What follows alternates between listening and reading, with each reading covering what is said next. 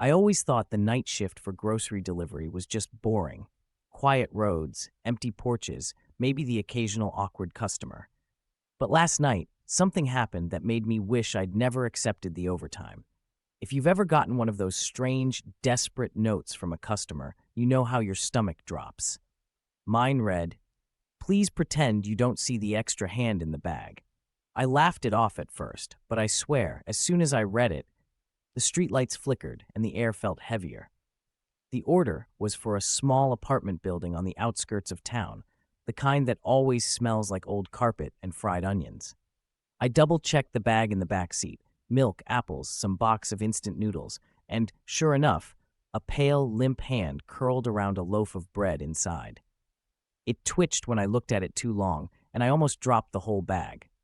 I told myself it was a prank, maybe a prop, but the skin looked too real, and the fingernails were dirty, like someone had tried to claw their way out.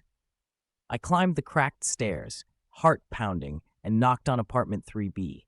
The door creaked open before I could even announce the delivery, revealing a woman with sunken eyes and a smile stretched too wide. She didn't say a word, just pointed to the kitchen counter. I set the bag down, careful not to let the hand slip out, but it reached up and gripped the edge on its own. I froze, but the woman still didn't react. She just slid me a $50 tip and whispered, "Thank you for not making a scene. He gets jealous if I talk to strangers." As I hurried out, I heard scraping behind me, like fingernails dragging along old linoleum. I looked back just once, just long enough to see the hand pulling itself free, fingers spreading, reaching for her ankle.